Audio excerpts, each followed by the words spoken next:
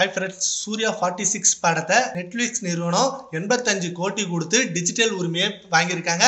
And இதுதான் இப்போ social மீடியால செம ஹாட் டாபிக்கா போயிட்டு இருக்கு. அண்ட் சூர்யா 45 கருப்பு படம் ஆர்ஜே பாலாஜி டைரக்ஷன்ல சூர்யா நடிப்புல த்ரிஷா சுவாசிகா அப்படின்னு செம்மையான ஒரு கேங்ஸ் வச்சு வேற லெவலா படம் எடுத்து வச்சிருக்காரு ஆர்ஜே பாலாஜி. அண்ட் இப்ப கருப்பு படத்தோட டீசர் அண்ட் ஃபர்ஸ்ட் லுக் எல்லாமே ரிலீஸ் ஆனிச்சு.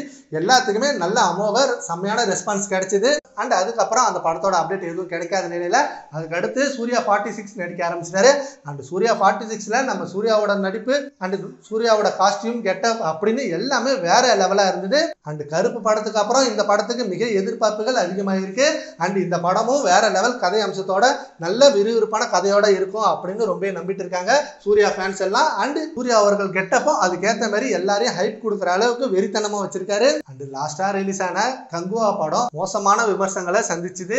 ஏன்னா ரொம்பவே எதிர்பார்த்த படம் கிட்டத்தட்ட 2 வருஷத்துக்கு பயங்கரமா ரெடி பண்ணிட்டு இருந்தாரு சிறுத்தை சிவா.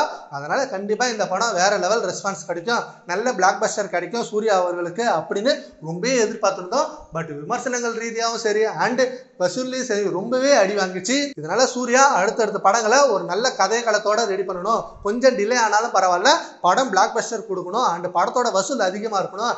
ஏன்னா திரும்ப இண்டஸ்ட்ரியில அவரோட கால் மிகப்பெரிய படமா பதிக்கணும் அப்படின்னு ரசிகர்கள் ரொம்ப வெயிட் பண்ணிட்டு இருக்காங்க.